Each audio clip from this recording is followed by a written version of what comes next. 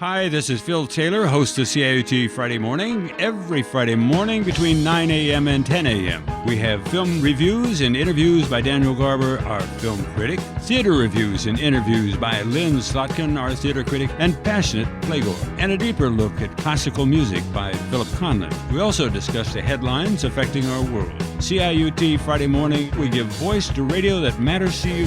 CIUT 89.5 FM, the new sound of your city. Right here, right now, every day. CIUT 89.5, Toronto. Sound of your city.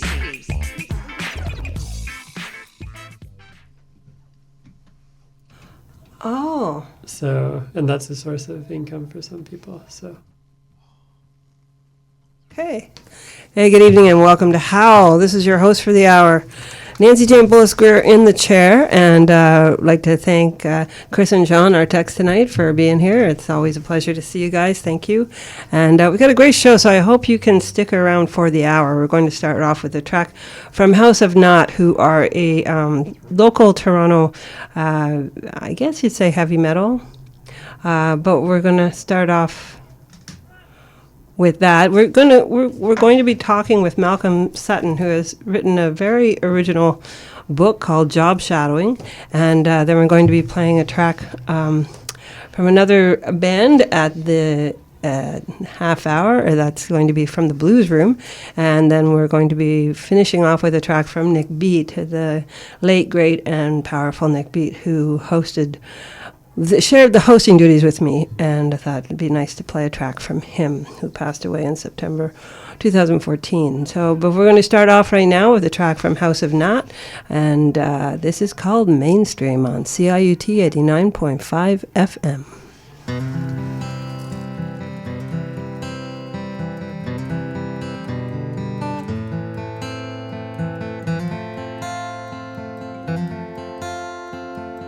Looking up above, looking up to the sky.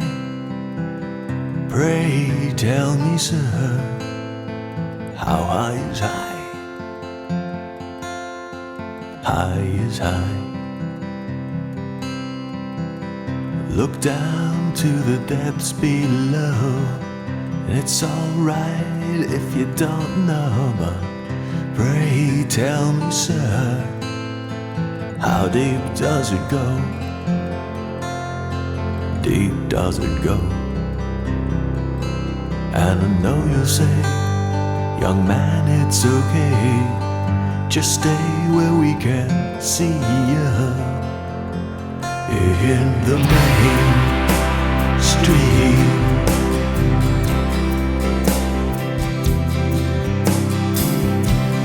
If I should climb, or if I should die, pray tell me, sir, will I survive? And if I try to have a heart, will I finish before I start? Pray tell me, sir, what course do I chart? And I know you say, just watch the box play, wallpaper that brings you back into the main stream.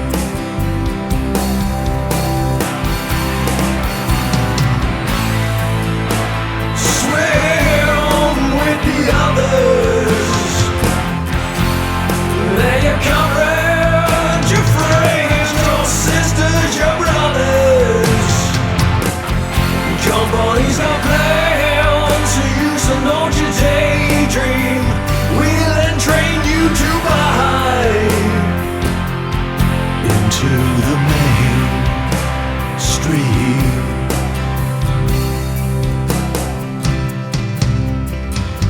Sometimes I think I'm in a school of fish. It's so fucking huge, feels so diminished. Pray tell me, sir, for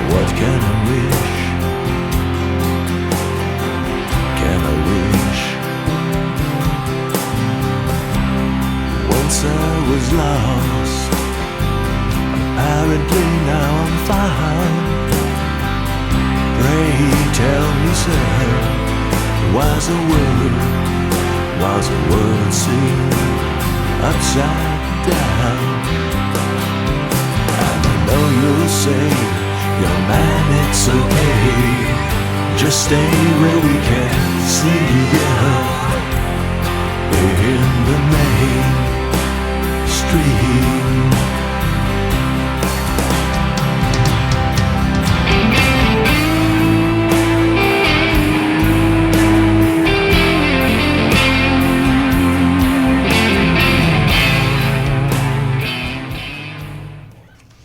I'm very pleased to have in the studio Malcolm Sutton, who is here with his first full-length book of fiction. And he is also an artist, and he is also a fiction editor with Book Thug, who also published this book called Job Shadowing. And just a bit about it. This is from Jacob Wren, who we had on the show a few months ago with his book, Rich and Poor. And it says, Job Shadowing is a work of pure, energizing imagination that speaks directly to our times. As we hang on through each plausible yet impossible turn, the parallel worlds Malcolm Sutton effortlessly creates pull us ever closer to the underlying current and desires that make the personal political, then twist back around to become deeply personal once again. A book for our shadow generation, and at the same time a work of literature that just might subtly help us break free. Welcome to the studio. Thank you. It's good to be here. Yeah, it's really a pleasure to have you here.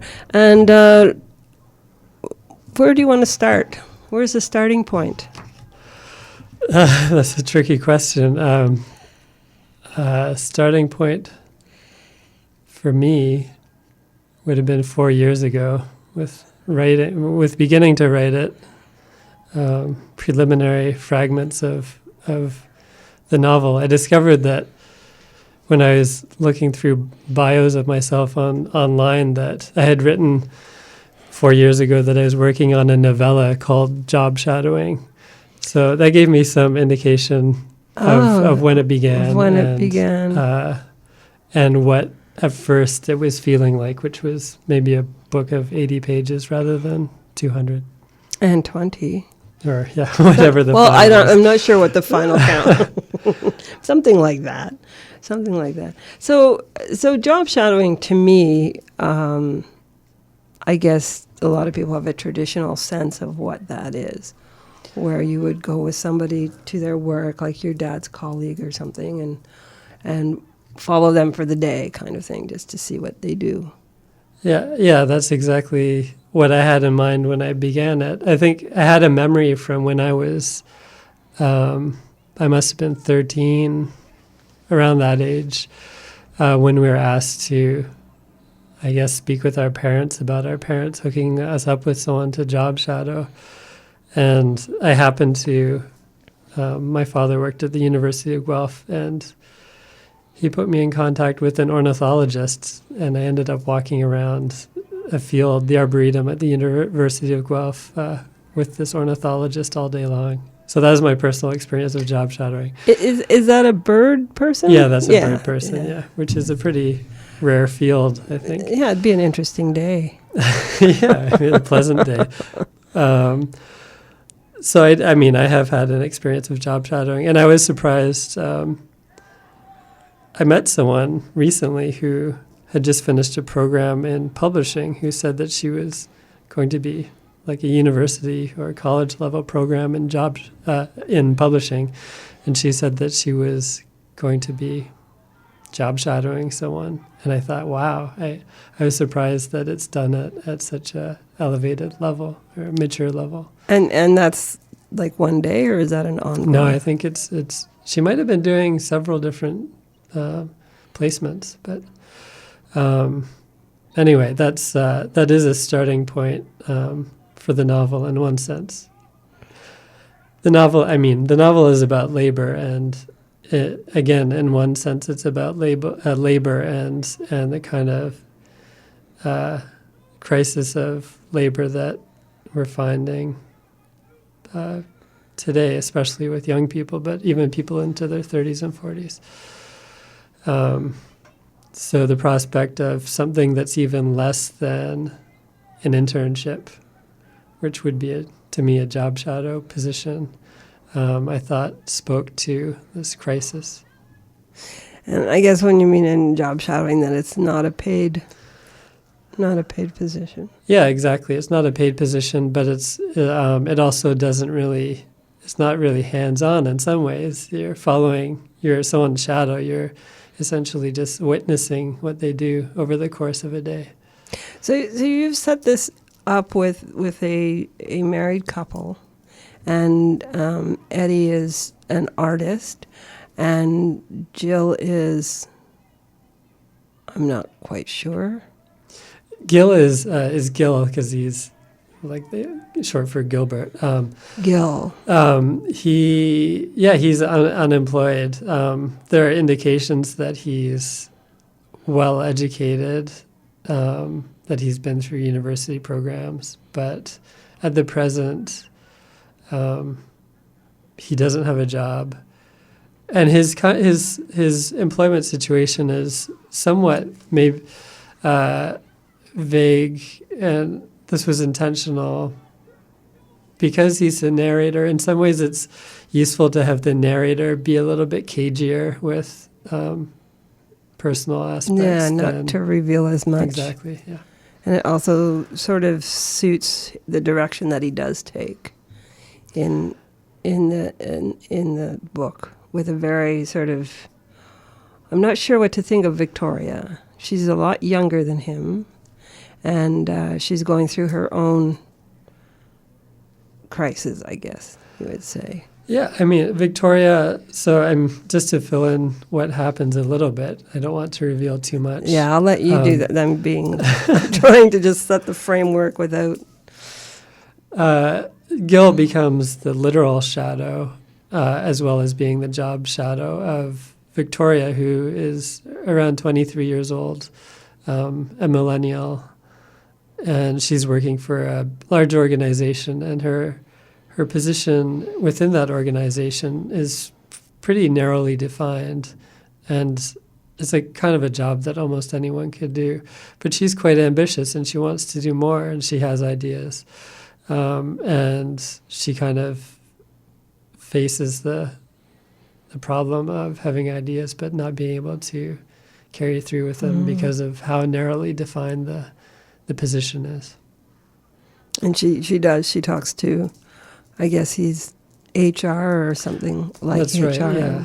And he just, if there's something that comes up, I'll let you know, which Right. kind of like he doesn't really accept her ideas. Yeah, I mean, she is quite young, and maybe her ideas are not particularly useful to the organization. Yeah, we don't know what the ideas are. Well, really. I mean, there are some hints at what the ideas are, and it wasn't about. I mean, Victoria is not really about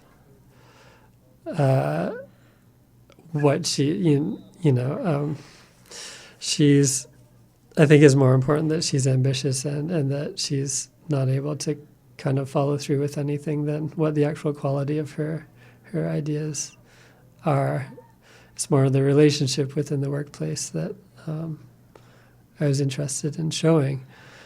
But it is important that she is ambitious and that she wants more out of her work. And Yes. Yeah. And there's sort of a parallel story where that's Gil's story, and then Eddie is she goes on this art party or something with this rich benefactor, Kazan. Well, yeah, it's what Eddie does is she tries to find. She's having a slight crisis in her art career, and she's hoping to find a way to earn more money, and possibly allow that way of earning money to become a kind of an art project on the side. Though her primary concern is to really earn some money. So she tracks down an ultra wealthy person and ends up on his yacht. Nancy, the yacht's name. The yacht's name is Nancy, short for Imminence. The actual proposal is to write his memoir for him, but it turns out differently than that. Yes, it does. The whole, how do you, it gets into other areas. Yeah, which I won't, I feel like not getting into those because of spoiling. Because it is a surprise. I surprised myself in writing a book that is heavily plot-driven. And it is a reveal. There is reveal Yeah. throughout. And so it's like to set up, I guess, a bit about what it's about.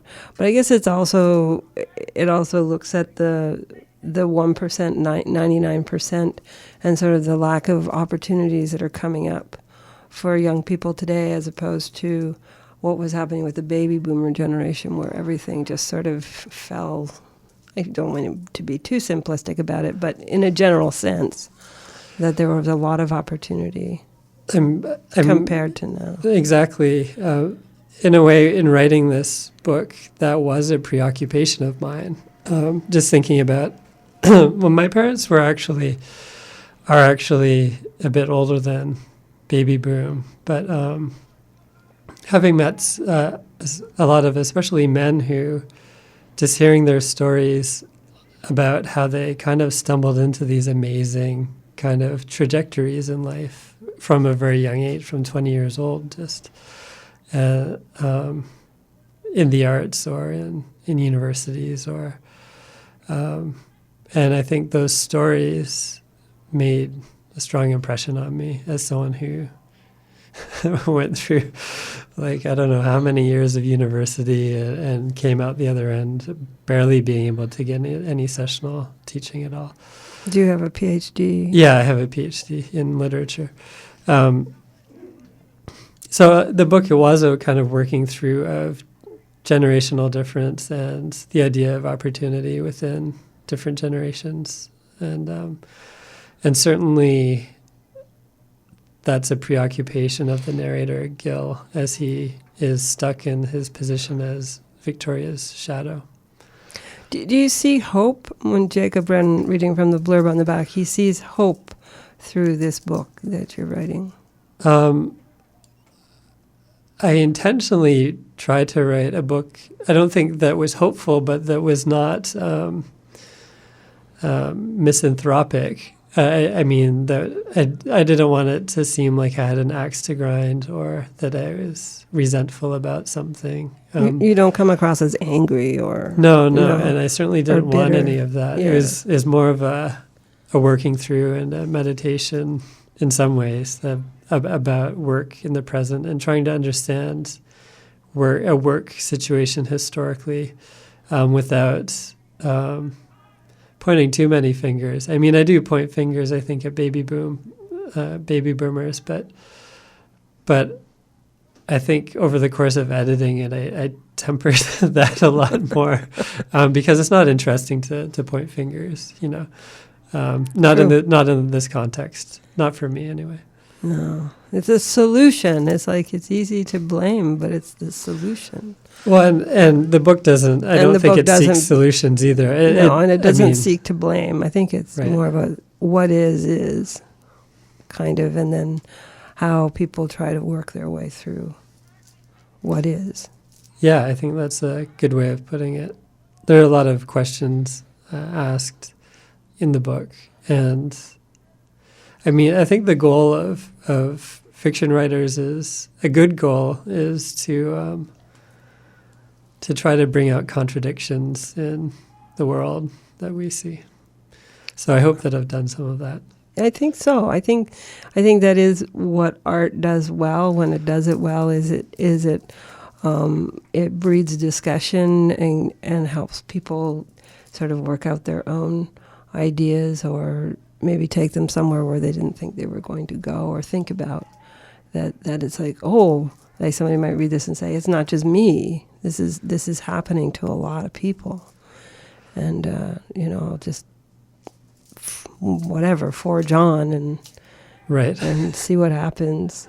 There's a different arc for this generation, I guess. Yeah. Well, it depends what generation we're talking about, too. I intentionally kind of placed my own generation which I guess I never thought about myself as a Generation X, as Gen X, but in the kind of breakdown of generations, people usually say, post-war to around 1965, being born within that period would be baby boom. Like generations tend to be looked at as 20 years. 20 years. And then 1965 through 1985 would be, or around that would be Generation X, which I fall into. Or maybe it's 1960 to 1980 would be. Anyway. And then there's Generation Y. And then millennials are Generation Y. I think they get, those are two different terms. I think for the same thing. Those people born in the 20 years or so before the turn of the... Sort of now. People who basically didn't know a world without the internet. That's true. A lot of them, And MTV and... Yeah, that all sort of... It's definitely a different communication. That for sure. Would you like to read from your book? Yeah, sure. This is Malcolm Sutton. He's going to read from his book, Job Shadowing, which is published by Book Thug.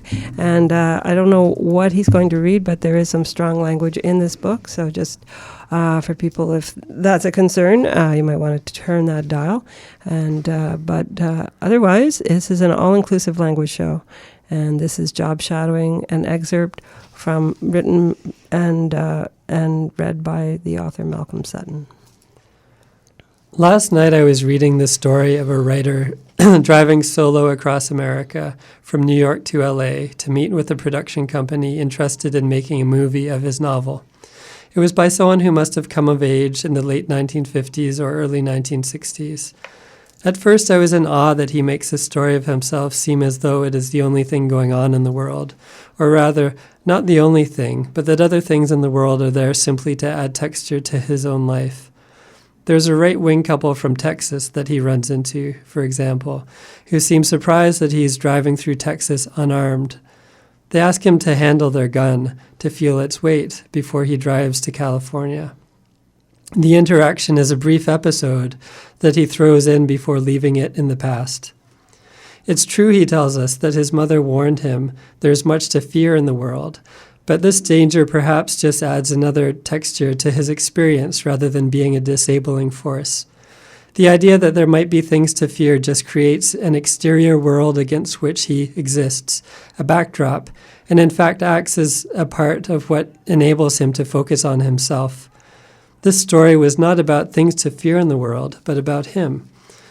And then I thought, why should I think about this now? Why does this example stick out to me? Isn't this what most writers aim for? To push the rest of the world away in order to focus on one thing, on one line of motion, on a single arc of life? That is how themes emerge. That is how we create a story of love or death or generational descent. In the case of this man, he was allowed to focus on a particular conflict, the trouble working with others who are business people rather than artists, on a Hollywood adaptation of his novel, The Men's Club. He and I are so different, I thought last night. It doesn't matter that he is a great and famous writer, and it doesn't matter that he is dead. That's not the difference. What matters is elsewhere. I started reading another story in the collection, but kept thinking about what the difference was, whether it was a quality in me or something else entirely. And then I thought of something, I tell Josephine. She is patient. We walk along shoulder to shoulder on what is either a street or a very long parking lot. This thing that I couldn't at first place, the thing that differentiated me from him, was not a failure to make myself the center of my own life story, and not a failure to shut out the world, but the very impossibility of shutting out our present world. My parents, I say, their generation was able to shut out the world. For them, shutting out the world was a way of owning it for themselves. They were able to invest in things that were distant and invisible to them in order to exploit their own story, their own freewheeling life's highway to the fullest. And they made incredible stories for themselves that seemed to encapsulate the idea of freedom. And we as their children grew up with this vision of life. Josephine listens to me. We walk along a few feet from the others. I share my ideas with her as though it puts them to the test. For us, I continue, I think the world encroaches. The world encroaches so much that there is no individual story strong enough to shut out the world. There's only the encroaching world that makes a story so difficult to tell, or that prevents us from having a story in the first place. The individual trajectory is devoured by it. The author of the Men's Club could hold it at bay. His generation could hold it at bay. But I don't think that we can, or maybe we are faking it when we try to keep it at bay. Thank you. You're listening to Malcolm Sutton read from his book Job Shadowing, a novel, and it's published by Book Thug. So how did it come about being published by Book Thug? Well, I have an in because I am an editor at Book Thug. But did you still have to apply, or? Well, I mean, there was a publisher who had to say yes. Yeah.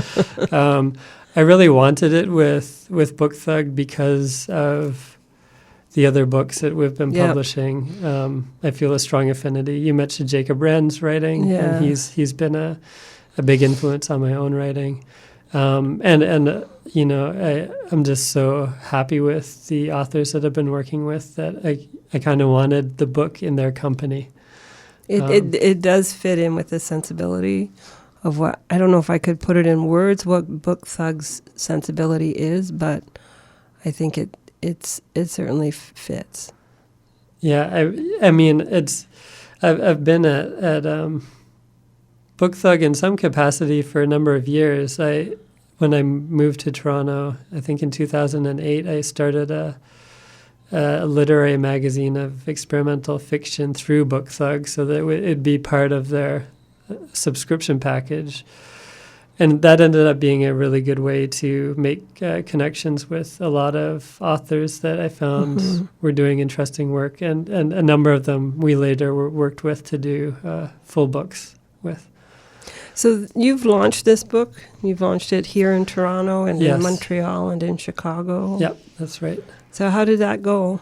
The Chicago one was, luckily I was with a woman whose book that we also just launched. She's an American. Her name is Joni Murphy, and she's written a book called Double Teenage, and that has got a lot of really extraordinary press. And so I was happy to be alongside her at that reading in Chicago. And so it went great. It was at an art gallery run by some old friends of mine.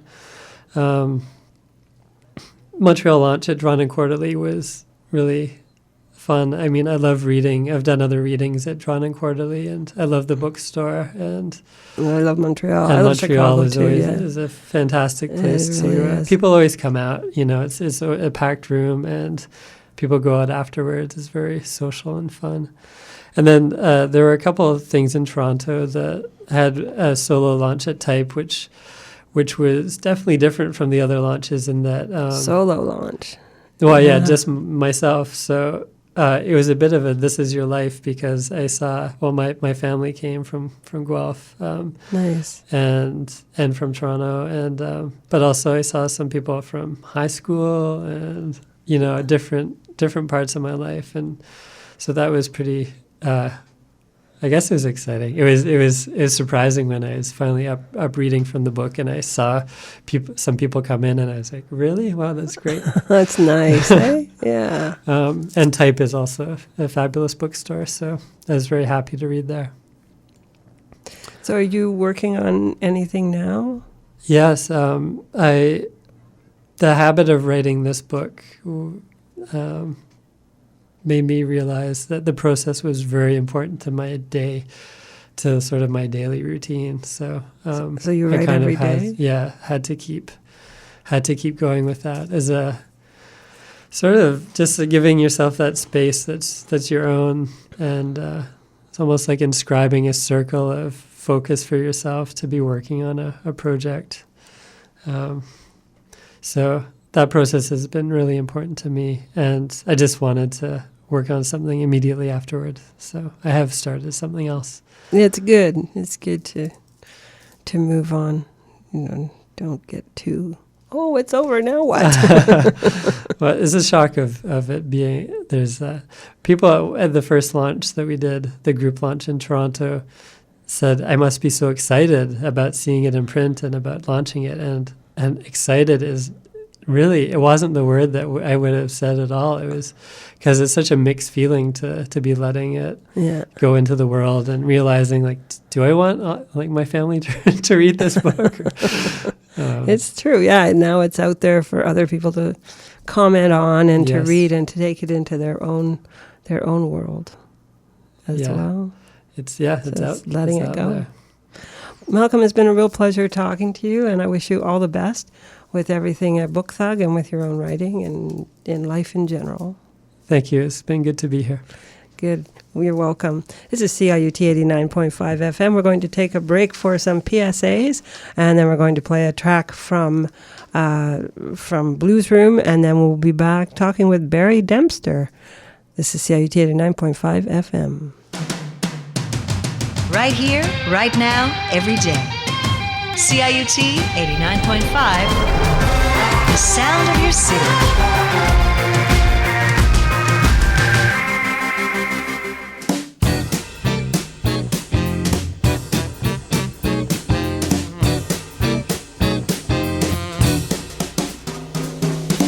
Didn't sleep at all last night, thinking of the things you said. He said, she said, he said, she said, running through my head. I wanted to love you, but what can I say? Leaving you now, I'm gone away. My bags are packed, I'm at your door. Leaving you now, won't be back no more. I'm tired of carrying on the night after night. Just look at you, darling, all you do is fight. I'm begging you, baby, give me a reason to stay. Leaving you now, I'm gone away. Ready to roll out the door. Ready to roll out the door. Leaving you now, won't be back no more.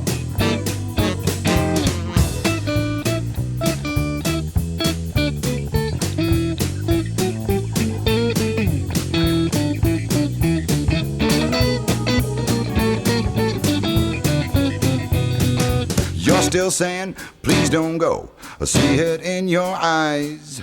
I can't stay here anymore because of all your lies. Begging you, baby, give me a reason to stay. Leaving you now, I'm gone away. Ready to roll out the door. Ready to roll out the door. Leaving you now, won't be back no more.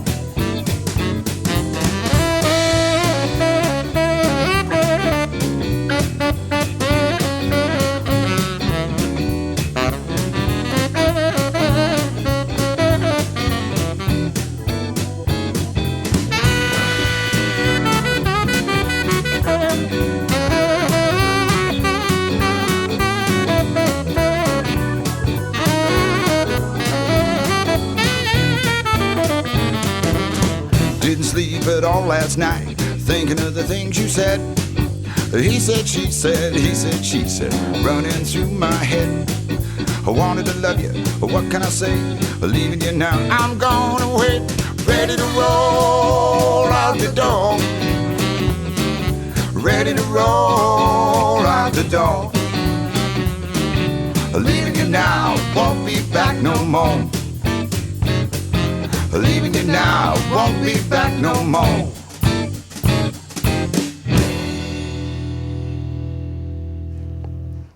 And that was Blues Room, and we're back in the studio, and I believe we have Barry Dempster on the phone. Yes. Hi, Nancy. Hi, Barry. How are you? Fine, thanks. That was pretty jazzy for 10:30 at night in Holland Landing. Well, there you go. We've got to get the party going. So is Holland, that's near Ottawa? No, just north of Toronto, north of Newmarket.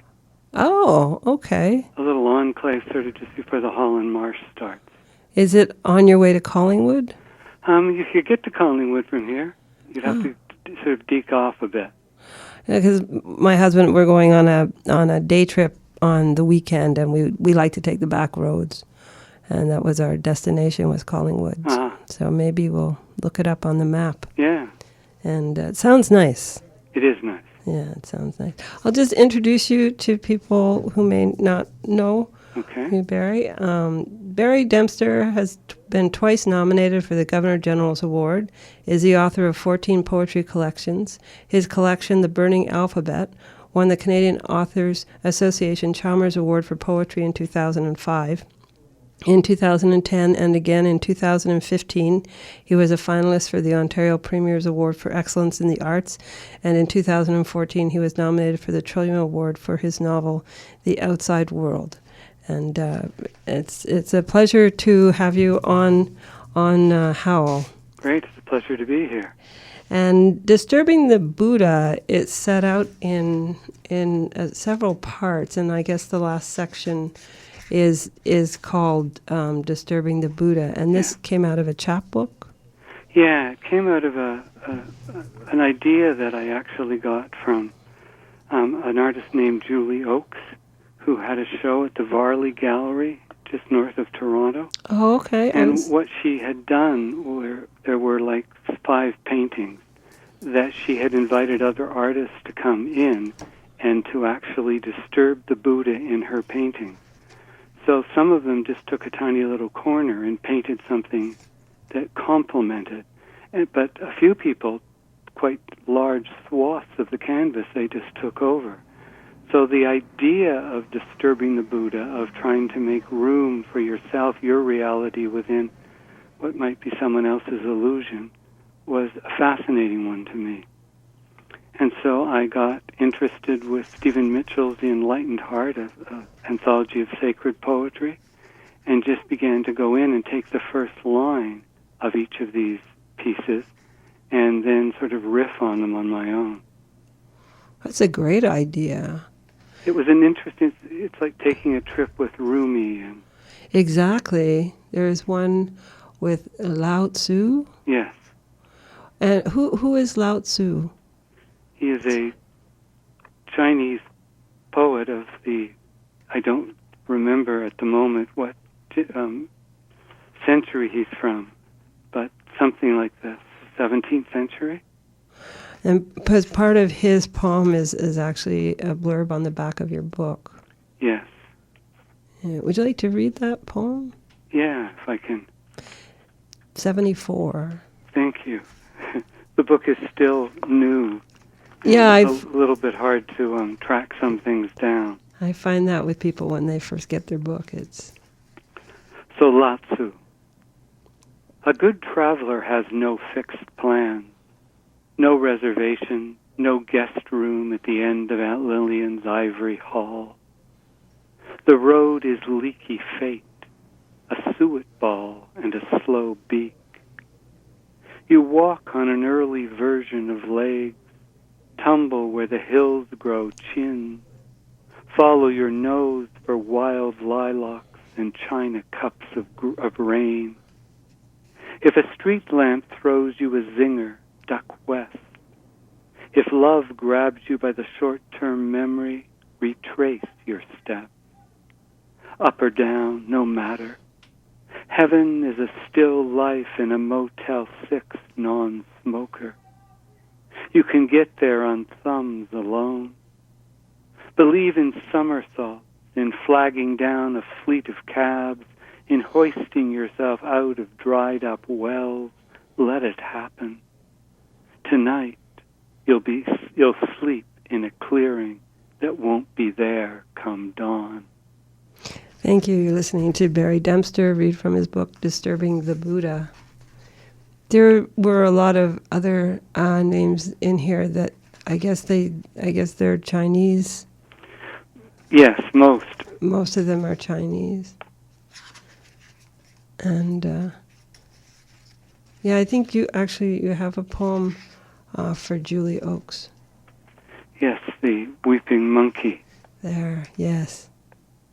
This comes from one of her sculptures that was in the show.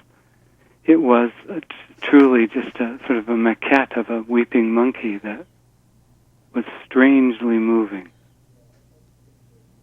Would you like to read? Yeah. The Weeping Monkey after Julie Oakes. Why do you cry, I asked the weeping monkey. Unhappiness is the human condition.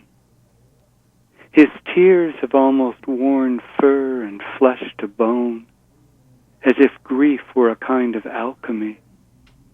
He curls into his pain, tail a slack piece of rope. How blind he must be behind all these tears, higher branches, indistinct. No difference between an anthill and a lion. Drop by drop, encased, embraced, his sobs dig trenches in whatever's tender. The monkey and I hunker down, our shared misery like two gray pearls in one shell. It's good to feel the bristle of his wet face, press my features into his. We weep a path that leads us deeper than the will to stay afloat. Thank you. You're welcome. Now, this is from a section in the book called Death Notices. Yeah. And I thought there was interesting, there are a lot of names of artists and poets in this section, like Yeats and Sylvia Plath and Walt Whitman. How did you pick those, and Sexton? I think that I started writing poems about other artists as part of this project. And there were lots that I didn't speak well along with them. It just wasn't a click. And with the actual 4 death notices, I swore to myself that I would never attempt to do anything that would, suggest Sylvia Plath's voice, because she is so amazingly her own. But I began to feel that one of the great things about great poetry is that you do make it yours in a sense. It becomes a part of your vocabulary and your joy. And so I stopped worrying and just jumped in at the voices that seemed to come most readily for me. Have you done other ones that aren't in the book? Yeah. But I have others that, some of them are sitting at the bottom of files of dead poems, and some may pop up elsewhere. They just didn't quite have the complementary tone, or the texture would be different, or for this book. Yeah. I guess it's different when you're putting a collection together as to what fits and what doesn't. Yes. Do you do that with your editor, or do you do that first? I really do it first, but an editor can be invaluable in showing me places that I'm speaking to myself and not anybody else, and just help to get rid of some of the confusions and the convolutions that invariably happen with me. So, but the actual sort of texture or thrust of the book, the themes, where I want the music to go, I usually have a fairly good idea before it reaches the editing phase. And then they just sort of bring it all together. There was a lot of the poems I liked in this collection. I was quite taken with the very first poem in the first section called Center of Attention. Yes. And it had a bit of a European sensibility to me, that to talk about time. I find European poetry that seems to be talked about. It comes out as and I found that this had that, and also the imagery. What was interesting for me with this is that it really was a place called, I'm not sure what the name of it is now. It's up on Lake Simcoe, and it's a resort, quite a beautiful place, and they have a bar and then a patio. And I went there to meet Jeanette Lyons, who was in town. And we were reading at the same venue that evening. And it's just, we were talking to some local fellow who was part of putting together the reading series. I just looked outside, and it was too hot for anyone to be out there, and there was a priest. Oh. And the story just started unfolding. And the whole idea of people sort of living their illusions and sort of denying their realities sometimes that create some of the best stories. Would you like to read A Circle of White Deck Chairs? Yes. A circle of white deck chairs. The bar looks out on a circle of white deck chairs like a Fitzgerald novel waiting for its characters. My white wine crisp Pinot tastes like a mouthful of silver. The tablecloth is whiter than the chairs, and the napkins have pink orchids dabbed across the linen. So this is the way the indolent spend the lateness of their afternoon, sipping the view, painting the air white as a turtle's egg. Too hot to sit outside, otherwise I'd fill the lawn with the hum of my breath, quietly playing the center of attention. In my story, a lone priest sits at a white wrought iron table, writing in a notebook with thin black covers. He's the only person in the garden and is therefore bold. He lets the breeze comb through his wiry gray hair. The plan is to describe a world of pure spirit before flesh stirs its shadow cells. He doesn't know he's being watched by someone who is making up his every move.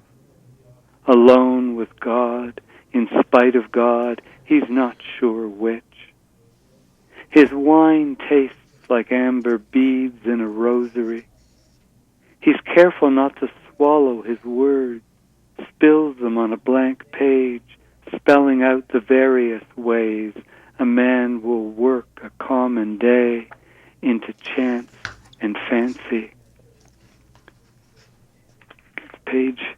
It wouldn't be worth the effort it takes to leap a metaphor if I didn't create a woman for both the priest and me to puzzle over.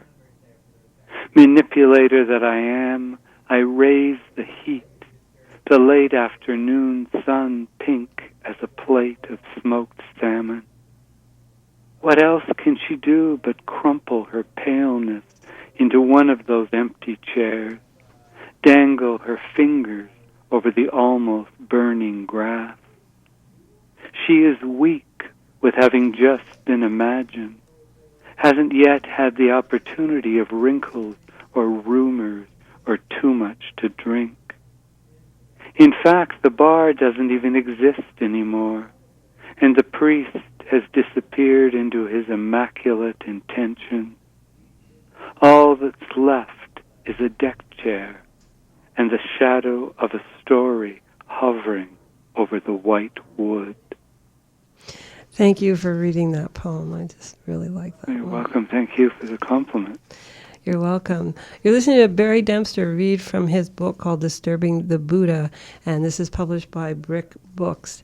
And how did you come about publishing with Brick Books?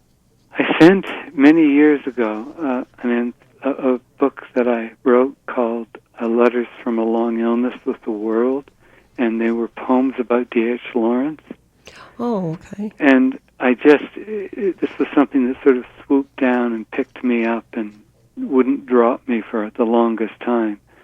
And I thought that the voice, I had the voice of the poems, but then there were snippets of letters that Lawrence didn't write, but that I wrote in a voice sort of approximating, and probably writing as much to some of his characters as I was to him. And I sent it to Brick, and it was accepted. And they do some of the finest work in Canada, I think, as far as publishing. The quality, not only of the writing, but of the design. And it's a beautiful book. Yeah, they do. Absolutely beautiful books. Yeah, you give them a lot of appreciation in your acknowledgments. Yeah, I do. They make a big difference. That's great. Do you have any readings coming up? Has this book been launched? It was launched up here. There was a party for anybody anybody remotely literary. And then there was a launch in Toronto that was actually done at the home of Maureen Scott Harris. Oh, okay. She's been on the show. Yeah. Where we decided to do something a little cozier. Like a soiree. Yeah. Yeah, they're nice. There was also, you kind of brought back memories for me with your poem Rundle Lounge. Yes. I was like, oh yeah, Banff, wow. Would you like to read? Yeah, I do remember what page that's on. You know, I just had it, and then I flipped it over here, and it is on 44. Here, I just found it. This is CIUT 89.5 FM. I'd like to thank Sean and Chris for talking tonight. Thank you. And we're talking right now with Barry Dempster on CIUT 89.5 FM. He's reading from his book, Disturbing the Buddha, published by Brick Books. Rundle Lounge. If in the middle of a conversation I suddenly turn, it will take nothing away from your beauty here in the Rundle Lounge of the Banff Springs Hotel, sipping whiskey sours, chatting about P.K. Page and her surprise that I wasn't short and dark as my poems apparently are. That damn scenery again, peaks turning pink in the sunset, elk trimming the lawn. If my palm lifts from your knee, don't think your bones aren't lovely. It's only sky wanting a hand with the moon, a pair of nimble fingers pulling threads from the river's shine bright rush. If for some reason my toes stop toying with your ankle, reproach all this rock. If I lift my mouth from the dampness of your neck, believe me, once the bears have gone to bed and the stars have fallen, you'll have me, nerves and all. Thank you. You work with a lot of different forms throughout the book. Yes. Is that deliberate? Do you choose a form and write to it? Or does it get shaped as you go? I think I usually have an idea of what I want to do, whether it be, a block-like piece with all the line breaks being fairly flush. And then there'll be others that I want broken up into pieces right from the beginning. But it truly is in the editing stage where things get shifted around. And it seems like I begin to recognize it. And if I switch it around and give it 5-line stanzas or turn it into a sonnet, or it just seems to come more fully alive. So I've learned to trust that what I work in is probably necessary for the body of the poem to come alive, but it's not necessarily where I'm ultimately going to end up with it. So it's not the initial thought? Rarely.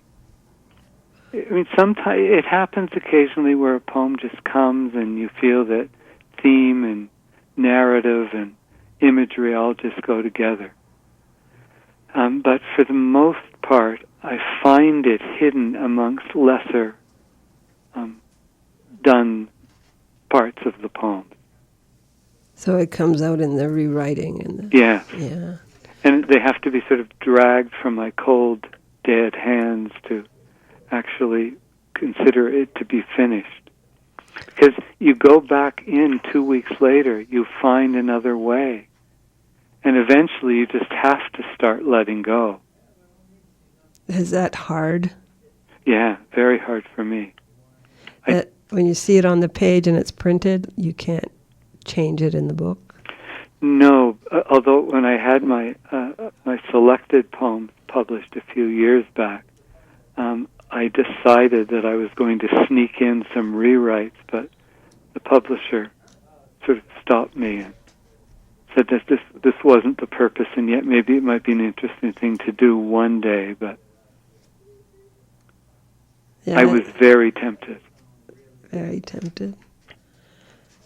But what you would write when you're 20 is very different than when you're 50. And it would be interesting to return to some of those 20-year-old poems and bring some of the 20-year-old subjects out to the 50-year-old man. And maybe it's another poem, or it's a response poem. Yes. To the 20-year-old poet. Yes. I like that. I do. Yeah, I like that a lot, actually. And so that poem would remain as it is, but then you would have an answer to it. Yes. Well, let me know if you write that book. Okay. Yeah, that sounds really interesting. Do you write every day? Pretty much so. Yeah.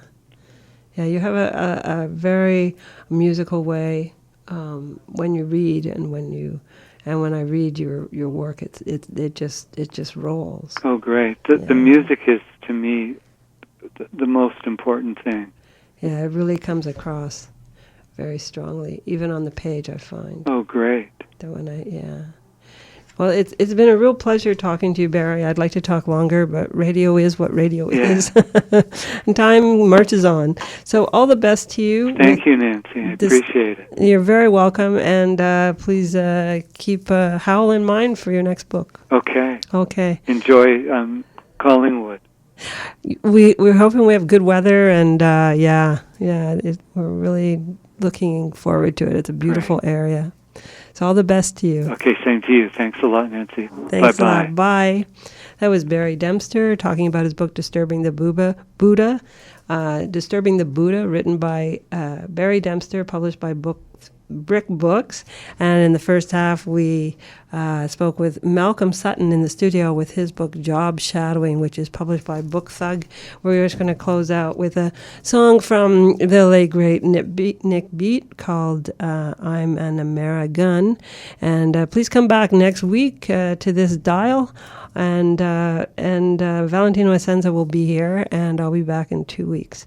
And again, thank you to Sean and Chris for teching. Much appreciated. And everyone have a great week, and please, lights on bikes. Cheers. I want to have lots of fun.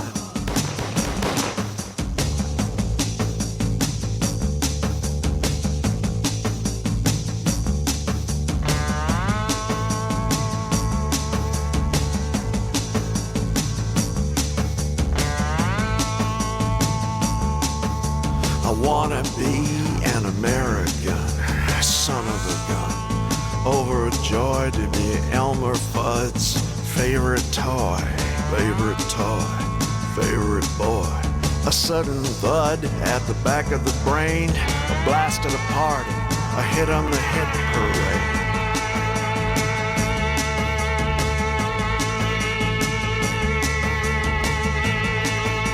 I wanna be the middle minute man in an argument between husband and wife, boyfriend and girlfriend, girlfriend and boyfriend, girlfriend and girlfriend. I wanna be heard round the world, a comic that kills you with my material. I wanna make you bust a gut, my barrel of fun, straight and narrow, long and hard. Yeah, it's hip. I'm an American. I'm an American. I'm an American. I'm an American. I come not to bring peace, I'm but a sword for moderns. I come not to bring peace. I wanna sweep you off your feet. Violence is music to my ears, my dears. I'm an American.